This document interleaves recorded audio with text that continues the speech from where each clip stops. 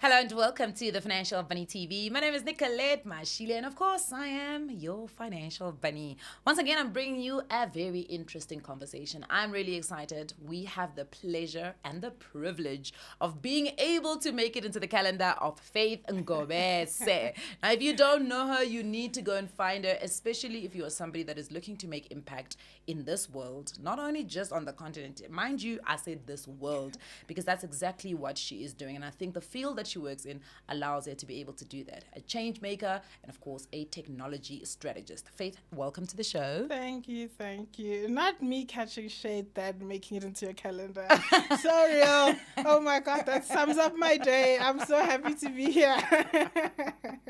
No, listen, we worked to find this date and this time slot, hey.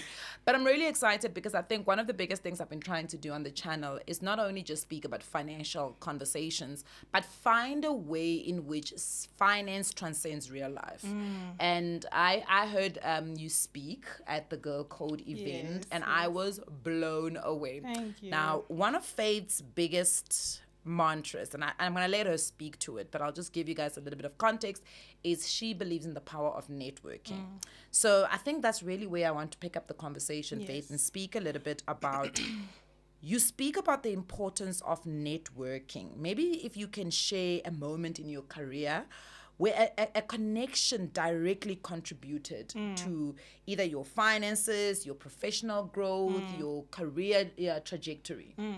I think I'll take a few steps back by maybe showcasing the reason why I felt the need to network. Okay. So going to uni, went to UCT, a lot of privileged kids, super amazing. I'm also privileged. My parents have worked hard, but we are the first generation graduates, my brother and I. So that has resulted in me not knowing at the time how to corporate speak. And not having those conversations at dinner tables with aunts and uncles and boardrooms and so forth, right? So that's where lied the gap for me to then need to be able to understand what it is past the books. Yes. So then I started being very out there to start growing my network because I realized when I speak to certain people, I know stuff that my textbooks weren't teaching me.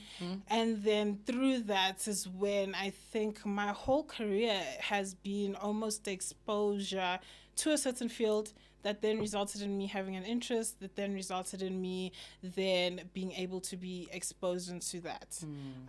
So I think I owe my whole career path to networking and to exposure to rooms and conversations I wouldn't have been a part of.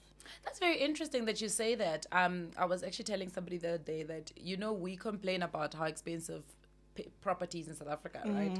We'll talk about, a 2-bedroom apartment is going for 900,000. Yeah. And there's a group of people who don't even worry about that because they don't buy it at the 900,000. Exactly. They buy it not even off plan. They buy it before the off plan. Exactly. You get what I'm saying? Because they know people. They know people. Exactly. The names they know, the people they know actually really get them into rooms. So maybe let's define the phrase, or rather for you, what does the phrase mean, or what jumps out to you when you hear the words, your net worth, your network is your net worth? I think that in the beginning, I have two definitions of it. In the beginning, I thought it was like, if I'm around successful people, I'm successful. Yes. Big deals with big deals. Average of the 5 people you hang around with. Yes, exactly. I'm like, where am I getting these millionaires? I need to be a millionaire. But then over time, I think it's more like-minded individuals who fuel you. Yes. So I equated to another saying of birds of the same feather flock together. I think it's the idea of being able to be motivated by your surroundings. And oftentimes people think your net worth equals your network equals your net worth if it's immediate. Like, I'm going to be rich now if these people are rich now. And I see networking as very much, if I use your jargons, long-term investments. Right? You yield your interest and your dividends only future, not immediately, if done right. Because people can spot someone who is just there for the money or just there for their titles very fast. I like what you're saying, because for me, I often see it very different, right? I often see it that I'm very upfront about being opportunistic, but I don't position it like that. So the first time I met you, I was very quick to say to you, I need you Yes. to be on a, you know what I mean? Yes, So yes. I don't want us to ever find ourselves in a situation where I'm constantly checking up on you. Yeah. You know, but you don't really know what I want I from hear you. I hear you. Yeah. I think the main thing is having a solid base, Yes. right? We're not besties, but I'm looking out for you and you looking out for me. Yes. Should I see something that's financially, I'm thinking of Nicolette. Yes. If you see something tech aligned, women aligned, you thinking STEM of aligned, Faith, right? Like as I was saying about the event. Yes. So it's just the thing of understanding we don't have to be besties to be in each other's network. Your acquaintance and your allies are people who support you, people who see the good in you, and who want to see even better for you. Okay, but now how do you overcome the hurdle of being from a previously disadvantaged family, being, as you said, people don't know how to corporate speak. Yeah. So my networking is for social reasons only. It's for, in fact, forget social reasons. It's for association. I want to be able to take the selfie and post it on social media and get the little bit of clout that I'm getting from it. Yeah. How does one maneuver from that? In fact, how does one actually unshackle themselves from that? Yeah, I think it's about anchoring yourself in commonalities and values. Because I'm born and raised Johannesburg, so I know how Johannesburg can be and how the people can be for what you are, right? Yes. And also I've kind of studied quite a bit of my friends who have moved here and how the place can be one of, oh no, this person has a lot of followers. Oh no, this person has this. I need to be there. I love people watching. So I think at the core of it, those relationships fall away or they don't have the longevity needed. And I also think the base of it is an essence of competitiveness. So sometimes people think those are the people who will let you in the room, but most times those people want to be in the room alone. And for you to say, wow, oh my goodness, friend, you did so amazing. I saw you at the event. So people who actually want to do good, people who actually want to work hard, who actually want to make impact, whatever your values are, anchoring in that. And if cool, maybe you want to do events together, then know that's where it starts and finishes, you know? But not expecting a whole lot if the relation isn't of substance or depth. And how quickly should you start the networking? When should you start networking? How do you know you're ready to start networking? Yes. I think you start networking at each phase of your life. Okay. You need different networks at each phase. I was blessed by the fact that my accommodation in uni was one that had people from all faculties. So then I was like, I make it a goal to be friends with one person from each faculty.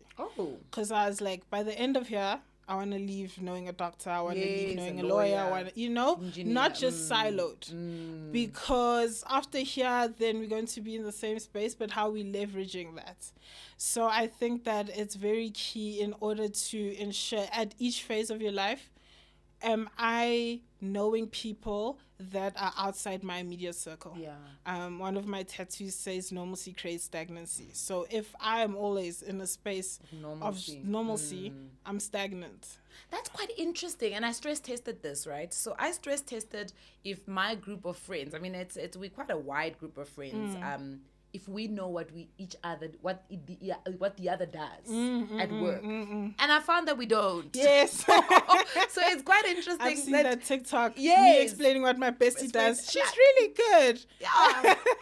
It works in the finance space. Yeah, but all I know, she works hard. Yes. So could you find a way to practice networking first with your friends? Could you reintroduce yourself to your friends? Yes. And how would that look like? Yes. I think it's so important because also they are not able to advocate for you in spaces they're not in. I am in the tech space, but a lot of my friends are creatives. So I think there is this nice balance of one being able to evaluate each other as externals, but then also when you speak about how your day is, you're not just saying, oh, it's okay, I'll tell you, you're my client for this application that we're reviewing, this landscape is going crazy, stuff like that, for them to start understanding, what do I do? If you ask me about a call sheet and what road managers do, now I know, because my friends, that's what stresses them. You know what I mean? Yes. But with everything at the core of it is like deep interest. Yeah. And not superficial overlays. I like that. And you do it because you also want to know for yourself, right? So when I bump into maybe you or anyone else, I'm able to speak about creative stuff, even if I'm not in it. Yeah. I like that way of thinking. I'm thinking about it now. I'm thinking about my friends, and I hear the CAs always tell me, "Oh, year-end stress, financial year-end stress." What does that mean? We're like the books. Yes, the books. We're cooking the books, Nicolette. but keeping the same in mind. I was actually admiring. There's a guy who lives in my estate, and he's got a group of friends, and they're all in marketing, and they're able to plug each other on work, because his friends are marketing directors right now who are making decisions. He's an entrepreneur, so if there's like an opportunity, they're able to plug him because his friends are now the decision makers. So I always find that to be so interesting that a lot of us, for our career growth, even for our financial growth, we don't actually tap into networks that we already have. But you've got a framework that you've come up with that allows you to be able to move a room, walk into a room, and be able to go straight to the person that you want to speak to and start the conversation. Take us through it. Of course. So started as a grad as a technology strategist, and there were so many events. This was the first time I remember my mom was like, wow, so many dinners, so many things that you're going to, like, you're always on it. And at that point, I was like, okay, how am I going to set myself aside from the other grads? What am I going to do different? And I'm like, I need to know who to know. And so for that, I need to start speaking to people and seeing where they are and what's happening. So now I reverse engineered the CC win saying after kind of reflecting on like what I used to do. It's called CC win. Yes. Okay. So I'll break it down. CC is for either finding a commonality or giving a compliment. Right? Okay. Because how else do you just now come up and rock up to someone and start chatting? I mean, in this social climate for women, it can be challenging, right? So first having that, it also psychologically breaks down someone to be more warm, more receiving, able to speak to you because you're not coming as a threat. So they're wearing a similar dress that you have. Yeah. Oh, I've also got a dress like that. That's the commonality. Exactly. Oh, I love this dress. Yes. And also these things can be applied virtually as well. Yes. I was going to ask, how do you do it digitally now? I started digitally because it was during COVID times. So then it would be, oh my goodness, we went to the same university. Commonality. Oh my goodness, is this where you work? I've been dreaming about working there. Compliments. I love your hair. Who's the hair vendor? Because I need to save up for it. Is it breaking your bank too? Yeah. So that type of thing. Now we're chatting before we even get to the parts on, oh, what do you do? Yes. Right? So I haven't jumped to be aggressive. Hi, I'm Faith. Get me a job. No. It's not that. Yes. And that stems from the fact that there was a lady I once inboxed, a founder of a firm in Cape Town, really amazing lady, Wasima, and she had said, I took this call with you because you didn't ask me for a job.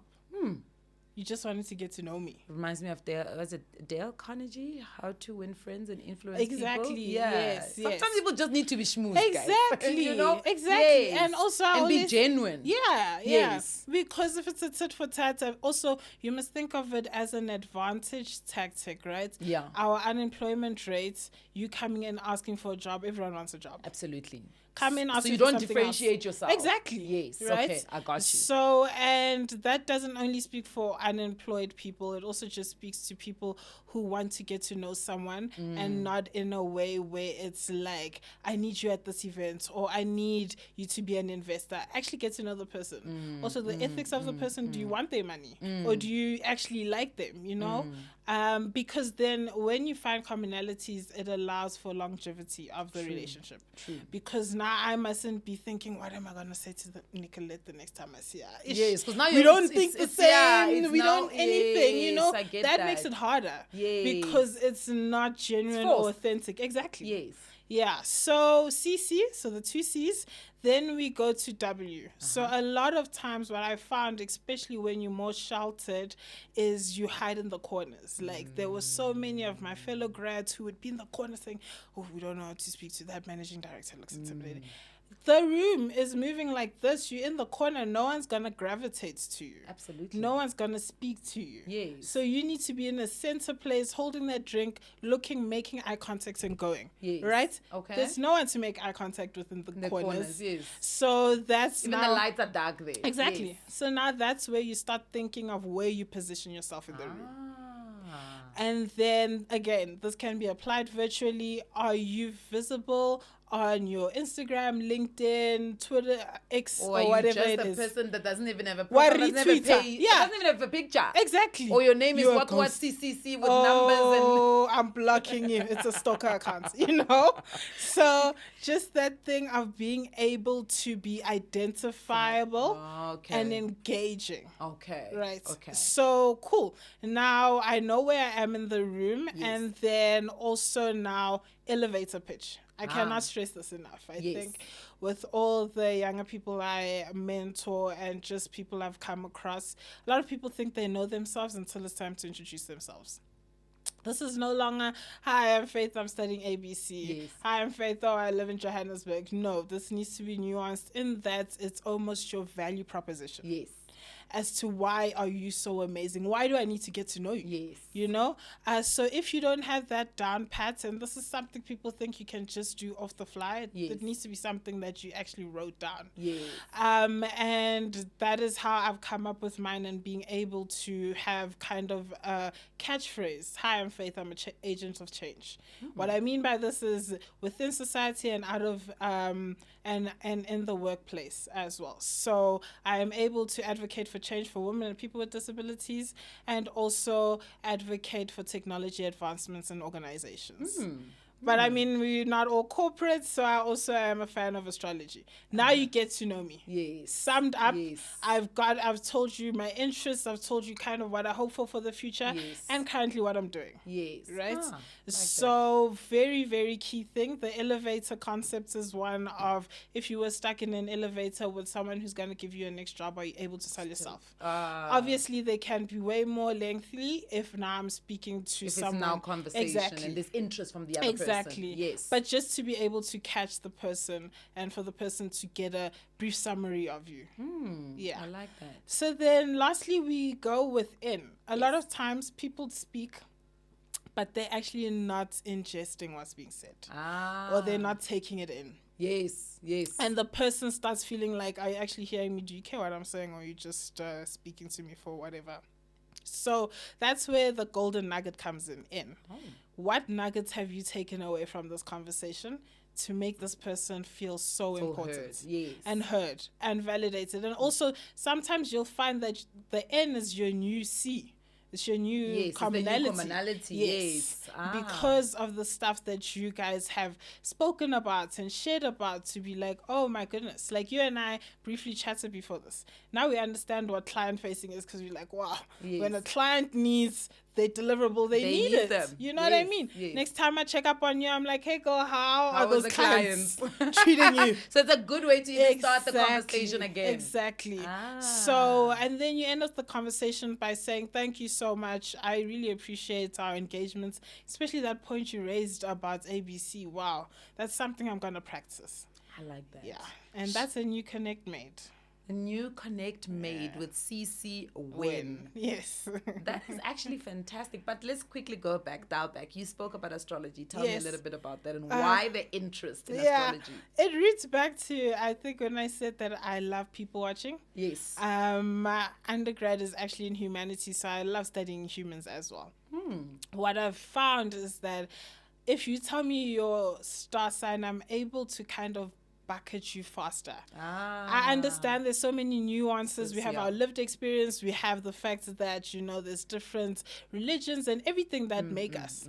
But this gives me a solid foundation base. Just a base in jail. You told me you're a Virgo. I'm like, oh my goodness, this was the worst person to be late for. This is the punctual babe who's always has things on text. Don't deviate from the plan because that's an earth sign. Because it makes us feel very shaky. Unstable like, as them, you know? So now I understand. So it just helps me bucket the person faster. If you tell me you a water sign, I know, okay, you emotionally fueled. Yes. So then I'm able to then, let's say now I'm selling a pitch to you, or I'm telling you something, I'm going to hone it down to the facts on the impact it will have to one individual. So I tap into your emotional side. Exactly. Okay. But if maybe you're a Taurus, Tauruses love money. I'm telling you how much money is in that account, you know? Yeah. So it helps me kind of fast just summarize someone to be able to engage with them. Wow. Yeah. Wow, that is very interesting. Yeah. And then what mistakes have you seen young people specifically? And I want to say young women, but I think for the sake of this conversation, I mean, I'd love to have you back, you know. Yes. Young people, what kind of networking mistakes do they make? Especially when they want to ask for money, for funding, for a job. Yeah. I think, okay, so we won't touch too much on women, but women are the ones that aren't as confident as anyone else. But I would like to maybe just zone into people of color. You okay? They are not taught to advocate for themselves or speak up for themselves.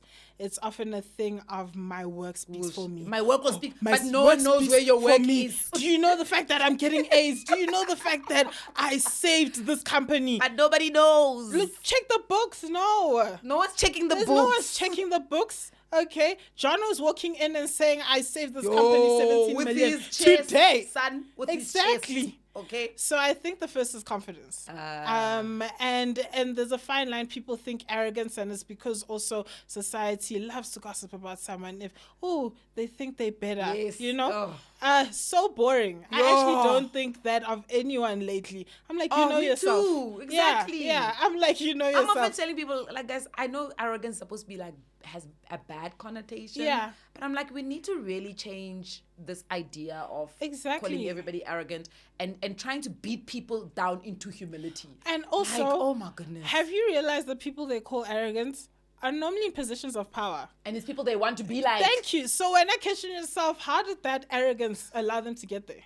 It's because they advocated for themselves. It's because they sold themselves. It's because that they were able to show their value faster, or be brave enough to start something that isn't startable yet to a scared person. But culture also. Yes. Isn't culture the Very problem? big. Because it's un-African to Exactly. speak about yourself. Exactly. It goes back to what I was saying about corporate talk. Yes. You don't know what that is because when I just look down, Hauna culture go corporate. respect your elders, whatnot, you know, you even want to say auntie in front of every word. No, that's a Stephen and a Mark. No, you know what I mean? You need to be able to speak to them how they are. Yes. And through that, you see me as a colleague. You no longer see me as a minor. Yeah, because now you're asking me to go make the coffee. Exactly. Yes, or take the notes. Exactly. And it's not that we're both here bringing the same amount of value to this boardroom. So we need to speak the same. Just because I seem younger, that's between you and God on why am I here at this age. But so I think confidence is a big one. And imposter syndrome, fighting imposter syndrome. Yeah. Sure. Talk to me about imposter syndrome. Yeah, I think a lot of times we say no to ourselves First. before. Self-reject. Yeah. Self-abandon. Yeah. Oh. And rather you tell me, hey, Faith, you're not cut out for this, than me tell me. Yeah. Because there's so many things that I have gotten, I thought I would never. And you're like, whoa, okay, how did that happen? Just because you took the chance. Yeah. So I think a lot of times the promise is to not say no to yourself first. Rather get it from outside. And if you're not getting no's, that means you're not trying. And in your, I mean, how many years have you been in corporate? I think 4 to 5 now. 4 to 5. Yeah. Have you ever had to sit in a room and try and renegotiate your salary? No, because I all the jobs that I've left have had counter offers. Oh. Yeah. Okay. Yeah. But then there's the psychology of the fact that like anyone who accepts a counter offer still leaves. Yeah. So no, at this pace I haven't, but I have negotiated like speaking rates and so forth. And what has been your the anchor? Yes. What what allows you to be able to ask for what you deserve? Yes. And are you asking for what you deserve? Yes. One, you need to evaluate it with people around you on, is this what it is? So a bit of research. Yes. Also, if you're doing it for salaries, Glassdoor is the best one. And don't necessarily just look at what Glassdoor is saying, up it a bit. Because you're going to drop down because we're negotiating now. And then I also think the other thing is to be able to back your credentials with it. Can't just Nicolette, please pay me 1 million. Yeah, hey, like, but why? Because I feel like it's okay, and that range needs to come soon. No, it needs to be because my network is going to expose you to 1, 2, 3. Yes. I have experience for up to 5 years in this field. Yes. I know what best practice is. You coming to me is like being on Google for 10 years, you know? So just understanding, being able to sell it that this is way more convenience, actually, and it's worth the rate. Tell me, when is your birthday? You people watching me now. 17th Feb, it just passed. I'm an Aquarius. Well, belated happy birthday. Thank you. Okay, so in your Aquarius, a water sign. Yes, Very yes. interesting. No, an air sign, a water bearer. Oh. So I do well with water signs, but I'm an air sign. And what do they say about air signs? So air signs are very go with the flow. Yeah, some very of my airy, closest very friends, I could say, let's go to Durban now. They say, give me 15 minutes, I'll pack that bag if it's an air sign. You know, it's someone who. No, Virgo's not doing that. Listen, my brother's a Virgo, and don't. We're going to come up with everything that's going to go wrong. Don't piss him off. We're going to look at probabilities. Yes. Okay? What if? Exactly. Yes. There is this saying I said to my juniors at work that, like, I am the mother who, I promise I'll pick the kid up. I might be a bit late, but so I'm loyal, but, you know, still a bit free-flowing. That's the best way to describe Aquarius is. I love that. I love that. And before I let you go, Faith, just one more question. What advice would you give young people? Let's go women this time, right? Young women who have a network. So they've built the network, but they don't know how to use it. They don't know how to leverage it. You know, if you look at their phone, they've got contacts, they've got email address, they've collected them, but they haven't really leveraged them. They haven't tapped into them. They don't know how to do. What 2 things would you say they need to either do today or, One, you don't ask for help without a plan.